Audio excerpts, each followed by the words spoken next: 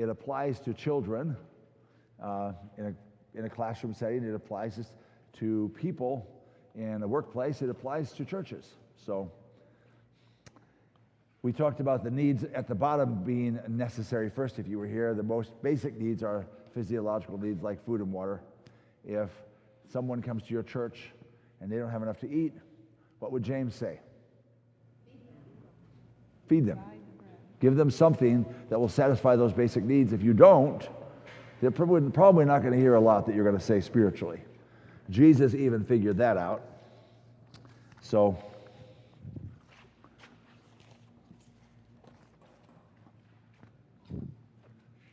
we also discussed people in crisis.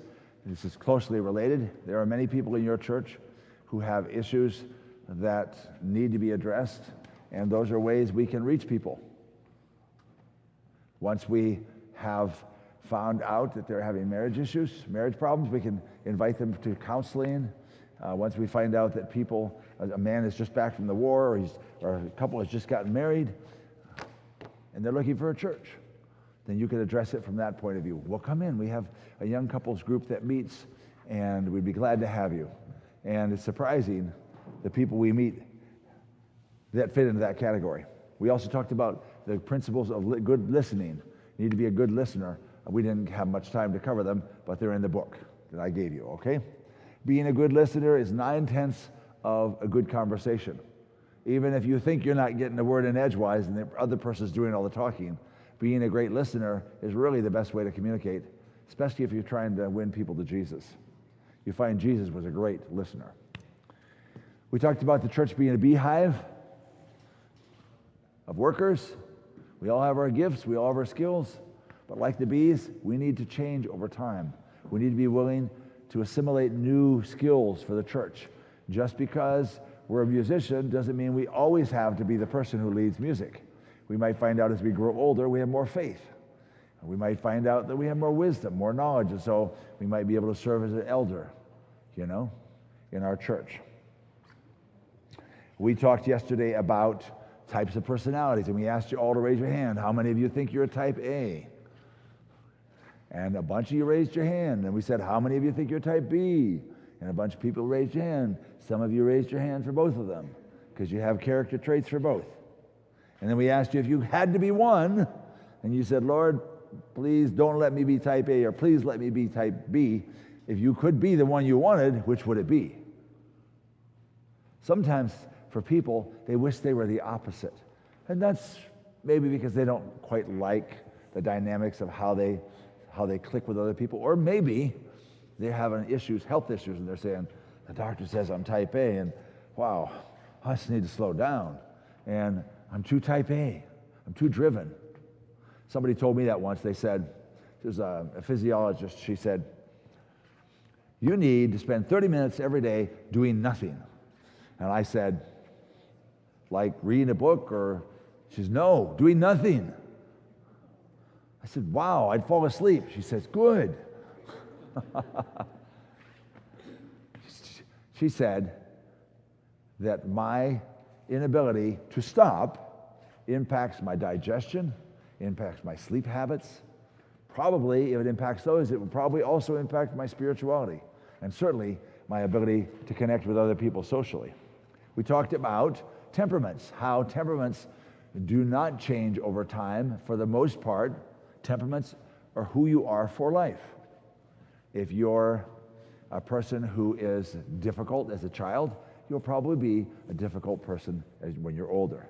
Now, it doesn't mean you can't modify those traits of character, but you know people who are difficult. And when their mother comes to town, she says, she was always like that. Even when she was a baby, she was difficult. Well, you know what? That's life. I have a son who is very easygoing, and my two daughters, very highly driven. I don't usually win arguments with either of those girls. I don't even try anymore. I say, yes, dear, yes, dear.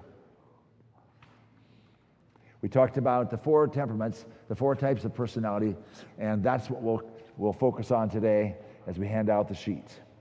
And we talked about how we can apply these personalities to the church. So, If you did one of these yesterday, you're welcome to have it. That would be nice, yeah. In a classroom, I just paid some kid points for doing it for me. How many of you were here the first day? How many of you were here yesterday? Okay, so it's like the church, right? The dynamics of the church keep changing. You look around and you say, man, there's hardly anybody here left that was here when I first came here. I look at my church in Cedar Rapids, Iowa. What's that? If you have yesterday's, you'll be able to use it. If you don't, you won't be able to. Yeah, we'll explain it. When I was a boy, there was about 100 members in our church, and we were pretty much all related somehow, like 8 or 10 families. Today, I go back there, there's not even one person in 450 members, not one from that old group, and the group that I think is like relatives of mine. It's astonishing how quickly the church can change. Within 2 generations, you can have a church completely flip. So take a look at the yellow sheet now that I've given you. Don't take a lot of time. This is not a long process. We already got 5 minutes started, late start, 5 minutes. So the yellow sheet that I gave you is the sheet that we filled out yesterday to let you know what kind of a personality you might have. Was it melancholy? Was it sanguine? Was it choleric? Was it phlegmatic? Was it a combination of 2? So go ahead and take this orange sheet now and transfer the X's from the yellow sheet across to the orange sheet. You will see that those descriptors are mixed up. They are not in the same column they were. Some of them are in different columns.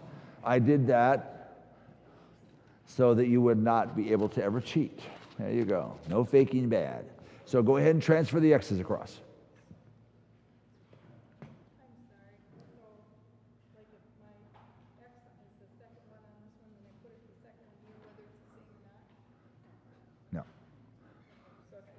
The words have been moved around, so transfer the X's to the other sheet of the same word. Yes, ma'am. Yeah, you can do it later, but this is a short exercise. Yesterday's, I didn't even do this yellow one in class. I sent it home with everybody. So we really only got 50 minutes. It's alarming. We need 80 minutes. We really need 80 minutes. I had 80 minutes in the last conference I was in doing it, and we had 6 sessions. So we're cramming all of this into 5 or 4 short ones. So you can have a yellow sheet later after we're done, but you can follow through the process today.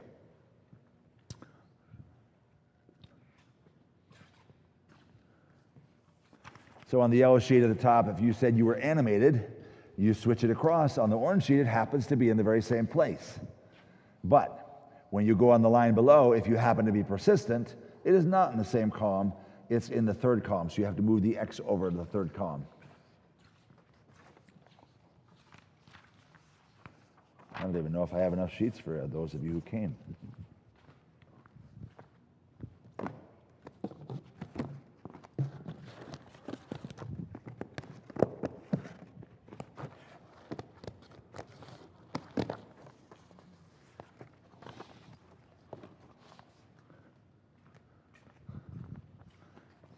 I see a lot of new folks here, but we only have two sheets, so, The 100-yard dash. Whoever gets here first can have them. Okay, I got to save one for copying purposes. I can get you a copy by tomorrow or later today, but will you find me on campus? That's the question. What's that? Yeah, yeah, you could, yeah. I will run out. Yeah. Well, I could do like what I do in class. If you show up 5 minutes late in class, you don't get to do the quiz. The kids hate that. The quiz? My quizzes were always 10% of the total grade. So if a kid arrived 5 minutes late in class at the university level, no quiz. And when they see me walking down the hall, maybe 1 minute late myself, they run to get into the classroom. College kids, they're very much like, elementary kids, very much like it. So there's ways to modify our behavior even as we get older, eh? All right, so you see what you have there now. Take a look at your sheet. Let's begin to go through it. You know, it always does.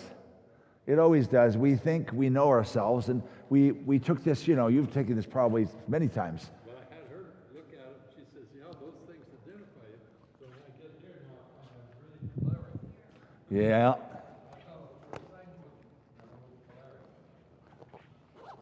Remember, choleric people are not always people who are mean. They just kind of take over. So if you're a preacher, chances are you've got some choleric in you because you have to. I'm in a church now. This is the Mayo Clinic Church. A lot of professionals, maybe 15 doctors, right? And a lot, you know. So I've lived at the university level where everybody's PhDs and we all interact nice. We all get along. When you go to a church, it's different. Some people, they just don't get involved. They're professionals, but they just don't get involved. And so it's a new dynamic. I have to find a way to get everybody to get into the church mix, okay? Okay, take a look at your orange sheet. You don't have to look at the yellow sheet anymore. It doesn't really mean anything. We're looking at the strengths here, and we asked you to fill in the an X on one of those words in the top column to describe you. Animated, adventurous, analytical, or adaptable. Now, you might not know what all those words are, or you might say, wow, I think I'm like 2 or 3 of those. Well, you're supposed to pick one. If you pick 2, it's going to make it harder for you to decide really who you are. Now, it could be that you are 2 or 3. It could be you're a very, very well-rounded person. Then that in this sheet that we're doing, you will find that when you plot this, you will find, hey, I'm just a gifted person. The weakness is the same, all right? Now, we'll take a look at what my profile would be, okay? This is my profile, I don't know, 20 years ago. It might be the same still. It might have changed a little bit. But for practical purposes, I'll show you what it looks like. So as you're looking there, a lot of checks over on the right side. 3 in the first column, 1 in the second, 2 in the third, and 4 in the fourth column. So what does that mean? Well, there you see. I have words at the top of the screen. And as we move those X's around, you find out I'm a lot of sanguine, a lot. The strengths of my character are sanguines. Maybe not always the weaknesses show up in that column. I might have weaknesses more in the choleric area or the phlegmatic. And then there's a couple 3 in the choleric column and none in the melancholy and none in the phlegmatic. Now, I can't hardly believe that because I think there's a little melancholy in everybody. But if you had to be one and not the other, which do you think you are? That's the question at hand. Okay. Weaknesses. You see there on the left-hand column, I have 4 checks. The second column, 1. The third column, 1. And the last column, 3. We all have weaknesses. We all have liabilities. We don't like to admit that we have liabilities, but we do. And as we reclassify these, we find out that 8 out of 10 are in the sanguine column and 2 are choleric. Is this the most scientific way to take a personality inventory? No. But it's the quickest, and it's the one that we can use in a setting like this to help ourselves get a bird's eye view of who we are. It's nothing set in concrete. If Jesus were here today, he'd say, well, actually, if you really must know, and then he'd tell you the truth, like he did Nicodemus. Nicodemus, you need to be born again. And Nicodemus looks at Jesus, huh? Don't you know who I am? I'm a PhD professor in the Sanhedrin. I am perfect. That's what they thought. If you were rich and you achieved a position in the Sanhedrin among the 70 elders that were there, priests that were there, you were considered perfect in God's eyes. You already had your name emblazoned in gold above the pearly gates. Jesus would say, I'm sorry. That's not reality. That's your perception of reality. So our perception of reality here today is skewed a little bit by our inability to be honest, or maybe our ability to be really, really self-aware. We really maybe don't really know ourselves as well as we think we do. Probably our spouse now knows us better than we know ourselves. Not just that they're honest, but that they know us. They know us so well because they've seen us during good times and they've seen us during bad times. Same thing can be said for your church. If you've been in the church for years and there's people that you get along with and people come in and say, boy, he's cranky. And you say, yeah, that's just Joe. You know, Joe doesn't mean any harm. We got a guy like that in our church. And he's just the big teddy bear. That's really what he is. It's clear to me that anybody who misunderstands this guy is really missing the picture. He gives M&Ms to the kids at church. He's just this nice guy, and he's always wanting to help. He will do anything for you. Give you the shirt off his back. He's not well. He's very sick, and he's about 81, but the people of the church who've known him for years love him and accept him for who he is. That's what we need to be able to do. We cannot be judgmental of new members or old members. So remember, if you're giving those people who've been around a break and saying, that's just Joe, do it for the new ones that are coming in. Don't see them now as they are. See them as you will think they will be 20 years from now. That's called, a prophecy, right? Self-fulfilling prophecy of sorts. That's what Jesus does. He sees us through his sacrifice, what he has done for us, not at the scoundrels that we really are. Here's a look at what a person is like when they're sanguine. Those are all fun ones in the left-hand column, but the ones in the right-hand column are not so much fun. Undisciplined, forgetful, interrupts a lot, haphazard, permissive, angers easily, naive, scatterbrained, and restless. One of my administrators at the college level once called me scatterbrained. I took quite offense to it. Not because I don't know that I do know I'm a little scatterbrained, but I thought it was interesting that he would choose to call me on it. And I bit my tongue, and I did not tell him what I thought of him.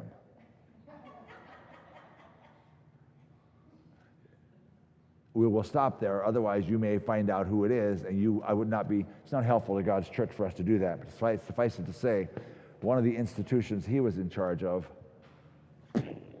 went down. And I'm the scatterbrained one. Remember, when people criticize you, don't take it personally. You say, wait a minute, how can I take it any other way? Just remember, it's just another human being criticizing you, right? It's another human being. As I say to my teachers, I say, remember, you're the adults.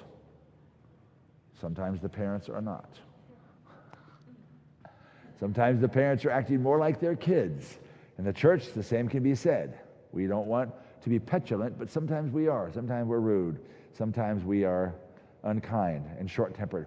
Look at this. We all know what the positive ones are for clerics. Persuasive, strong-willed, competitive, resourceful. Maybe you don't find yourself wishing that you were competitive or outspoken, like Peter. If we do a personality analysis of the characters in the Bible, you will find out that you relate pretty well to some characters more than others. But, they had weaknesses too. Like Peter was the leader of the church in the apostolic days, but he had weaknesses. And we don't want to emulate all of those. But we might find ourselves like him. Melancholies are the perfectionists among us. And forgive me if I step on your toes. If you're a melancholy or a cleric or a sanguine, I don't know you personally, so my comments are directed at the theory. Remember, the theory in its purest form seems to work across all cultures. And so we tend to apply it and say, this is helpful for us as human beings, and it's helpful for us as church members. A melancholy in hers or his most extreme form can be kind of hard to get along with. Just like a choleric who is extreme can be hard to get along with in the church. If somebody's bossing everybody in the church, people get tired of it. I know a lady in my church who has been in charge of potlucks for years. I think she's very nice. I accept her for who she is, but there's nobody that really helps her. She says, it's too hard. I just do it myself. And I wonder, how did the potluck development thing get that far for her when it's a pretty big church? I'm guessing she tells people what to do, and they just kind of, you can do it yourself, probably. Probably. I don't try to fix all those problems, obviously. You don't need to either. The last one of all is the peaceful one. A lot of people think that if they could be one of the four, they would like to be just the peaceful person. I just want to get along with everybody. I don't want to cause any trouble. I don't want to do all the jobs, but I will help. So it seems like it would be a good thing to have a lot of phlegmatics, right? Well, if you have a church with 6 or 7 cholerics, you try to put them in different departments, right? So that they don't butt up against each other. But what if everybody in your church was a phlegmatic? Would the church grow? Maybe not, because phlegmatics aren't really very energetic in their purest form. They aren't the ones that go out and knock on doors necessarily, or evangelize, or are people who put together a great evangelism plan. They are people who wait for other people to tell them what to do. They're very happy to serve in those service ministries. So we get back to these ministries again, and you see we have the frontline ministries. Those are the people who often are the leaders. So you will probably have more cholerics in the frontline ministries. Probably. Not always. Either the melancholies or the cholerics will be in the frontline ministries, because those are the ones that are organized, and those are the ones who don't mind telling people what to do. In fact, they kind of like it. Who gets to be the head elder? In some churches I've been in, same guy's been head elder for 20 years. It's not supposed to be. According to church manual, you're supposed to rotate them out every 4 years. But in some churches, if a patriarch or a matriarch has been in place, it's very hard to get them out because they know all the rules. In the service ministries at the bottom, we find a lot of phlegmatics and a lot of sanguines. If you were going to talk about the people who serve at the bottom, they're the ones that are willing and able to get along with others. She didn't mean anything by it. I'll forgive her. Sanguines, they just want to get along. They just want to have a good time. If there's work to do, can we have a party? They want to make it fun. Now, I have a task for you to do, and this will take a little time. It's going to be hard because I didn't have this sheet from you. It took its journey around the room. Where is it now? And how many names do we have on it? Did you get your name on it? Okay, go ahead.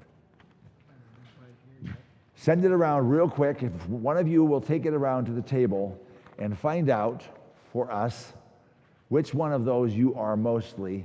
Are you sanguine? Are you choleric? Are you melancholy? Or are you phlegmatic? Now you're saying, well, on one sheet, on the strengths, I'm more choleric. But on the weaknesses, I'm more melancholy. Then put down choleric melancholy. Okay? Choleric / melancholy, because you can be both. You can be kind of half of each, My wife thinks she's not very choleric. She says, no, I'm more melancholy. And I said, no, you're a lot choleric. She goes, really? I says, yeah, you kind of don't like it when I make jokes a lot. And you start telling me, don't do it. See, you're being bossy. And then I say, but you love me. She goes, oh. So see, that's the choleric in her. You're a little irritated, but being bossy. So you got the melancholy choleric. I tend to be choleric sanguine. I think I was more melancholy when I was a kid, more. And I decided I didn't like that because my father was very melancholy. And my father, when he got melancholy, things would kind of grind down to a stop. And I said, oh, it's not going to be me. And so by virtue of what I didn't want, I started to engineer a change in my personality. Not like temperament. Temperament pretty much the same. Okay? Well, yes, sir. I think I was trained to be a choleric. Oh, yeah. I'm the firstborn. Yep. And my dad says, you take care of the boys.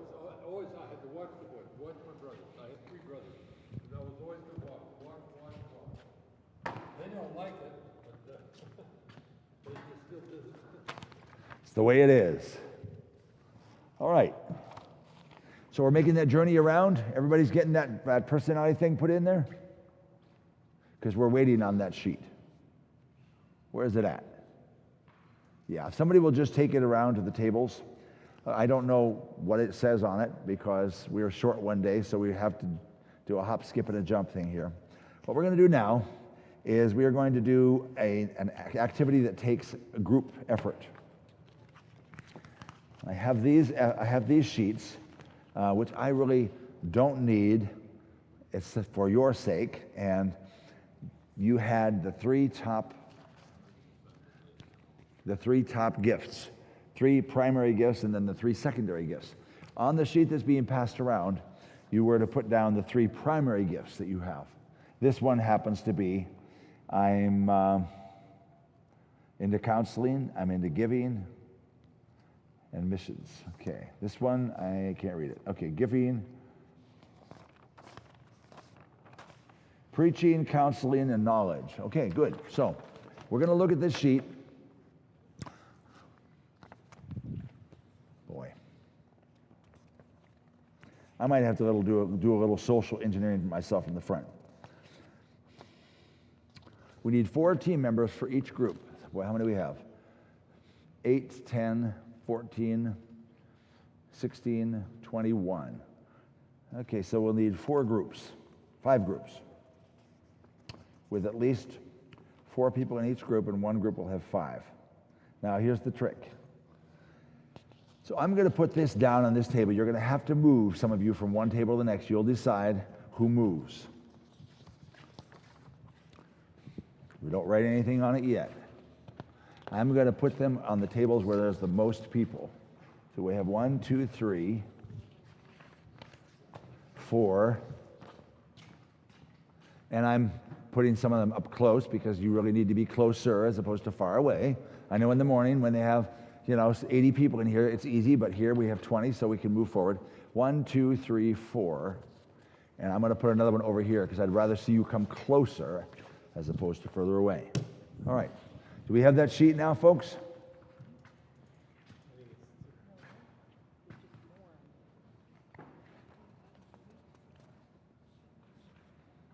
We call this Adventures in Teamwork because it's going to be a team effort. I'll go through the objectives for us right now. The objective is to create a church leadership team with 4 individuals that can work together to plan a community outreach program. The outreach program should be 3 things. Here's your criteria. Innovative, that means you got to be creative. Evangelistic, it means you got to reach out. And you must target a specific age group, okay? Age group or people group. So we have a new ministries in our church called African Ministries because we have so many indigenous people from Kenya and Chad and Sudan. It might be you want to make something for retirees, okay? So that would be your group you're trying to target. In this group that you're forming, you need a person who has a gift from each one of these 4 categories. And the 4 categories are frontline ministries, service ministries, intuitive ministries, and I call them accessory ministries because, like a car, if you have more accessories, it's nicer. Oh, it's got air conditioning, it's got Wi-Fi, it's got cruise control on the steering wheel, it's got heated seats. Those are accessories. We don't have to have them, but they make a car nicer. Just as in the church, the accessory ministries, we don't have to have a treasurer, but if we don't, it's going to be harder, okay? So 1 person at each table, at each table we need 1 person from each of these groups as much as possible. And you're supposed to write an action plan. In other words, what are the steps you will take to achieve this ministry? And what is the goal of your ministry? What do we want to minister to the elderly people in our community who do not have enough food? Something like that. So first, number 1, you'll discuss the plan. Number 2, which group will you target? State your goals. Number 4, make an outline. Number 5, estimate how much you think the plan will cost you. Number 6, specify how long you think the plan will take. And be ready to give a report. Okay, so where's my sheet?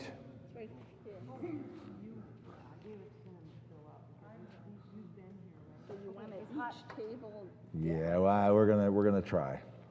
I'm trying to make it balanced. Hospitality is service, right? Yeah, Yes. I mean, giving was service, right? You probably already know what you are, so if you don't, like if you have, maybe you haven't been from wide. Because I can't remember what giving was. Giving would be service. Service is where you give to others. That's what the whole thing is all about. Okay? Yeah. So the service people always give, and they get very, very little thanks. Well, 1, 2, 3, yeah, right, that'd be good. Okay. So, we may have to move around a little bit. Where's my sheet now? So you're service and accessory. And I am accessory.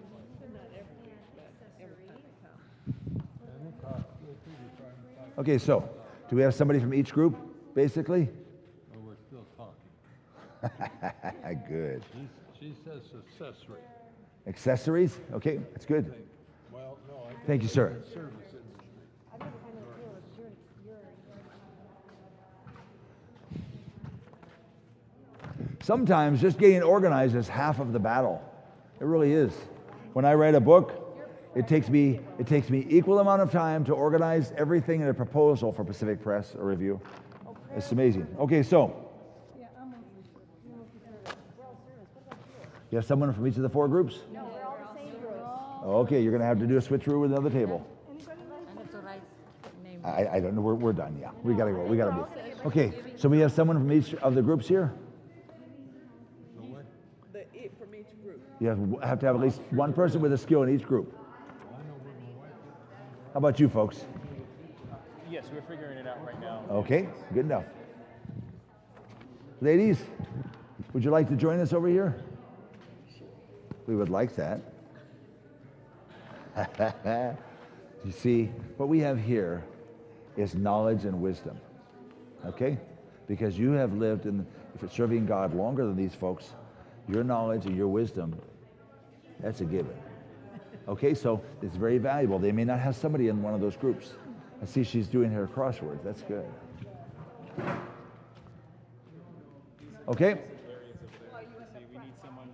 So go grab somebody from the one that you don't have, okay? Just say, hey, we need some of this. We need somebody with a intuitive ministries, okay? Groups, go ahead, go find somebody. Check one of these ladies out. They may not have done it. You probably didn't do the profile yesterday, were you? Do you need one more person, right? Do you have 3 groups already? 3 representatives?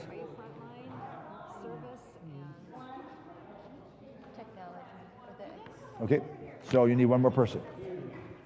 So go find somebody to join you, because you can't start until you have 4 people. Okay, so which one is it we're short on? So be type A choleric.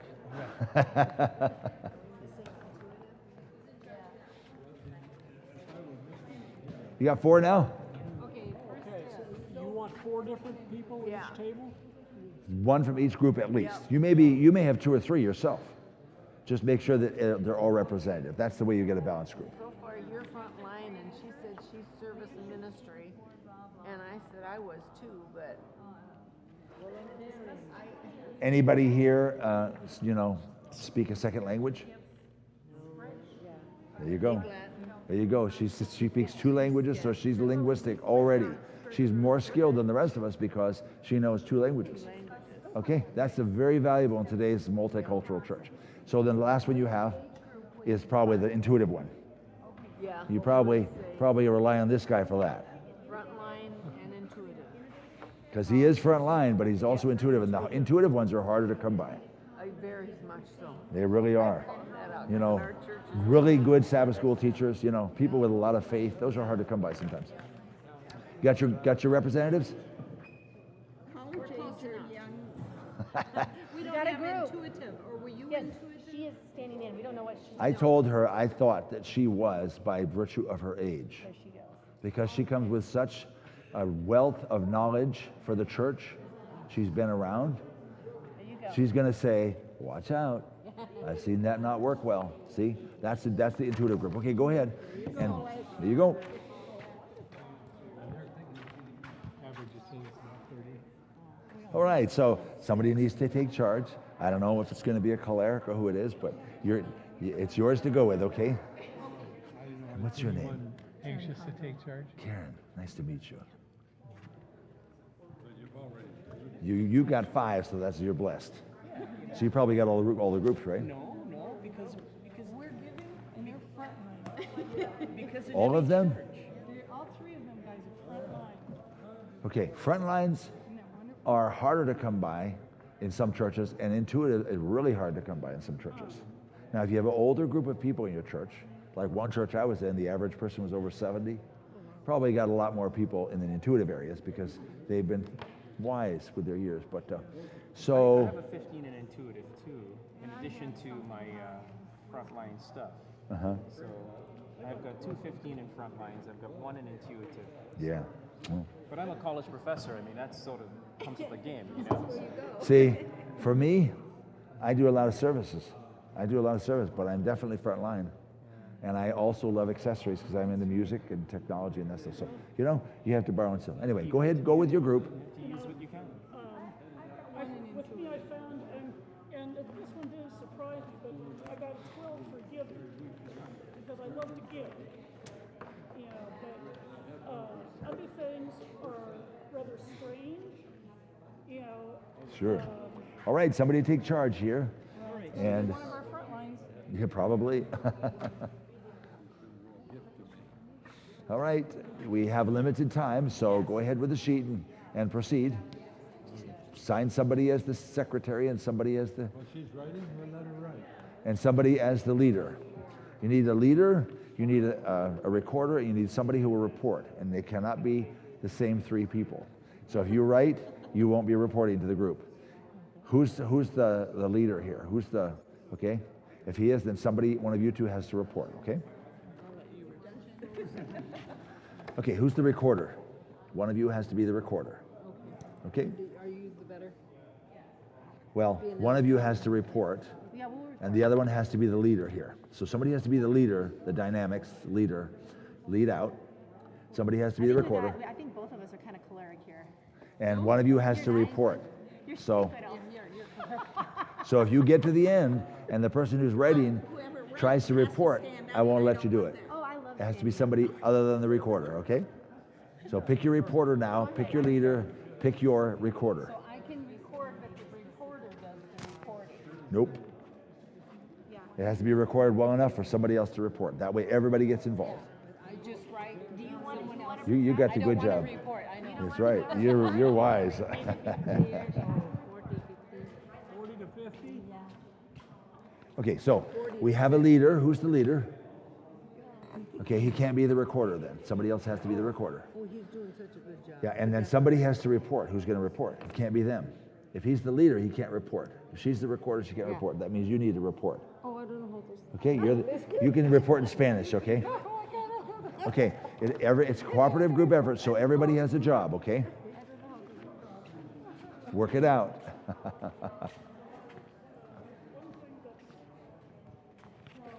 And it's partly my fault, I guess, and yet I think God has a part in it too. But I don't drive, so I'm not able to go out and do things like I'd like to do. Yes. And if I were able to drive, I would be able to say, okay, if you'll get this stuff together, I'll deliver to such and such and such a place.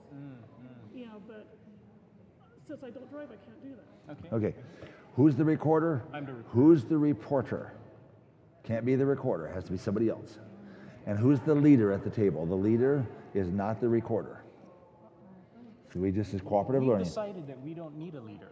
Yeah, you do need a leader. For this exercise, it's called cooperative learning. But what if we decide we don't want a leader? What if we decide we want to do it as a sort of, Very choleric. Definitely a college professor. He's done this so many times. So you need 3 separate jobs here, and you got 15 minutes.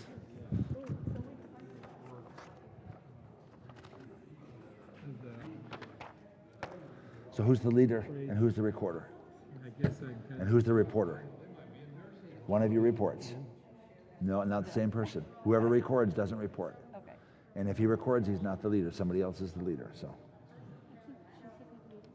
Okay, she's a good leader. Good. And who's going to report? Are you going to report? Yes. Okay. I'll report then. But he has to It's a cooperative effort.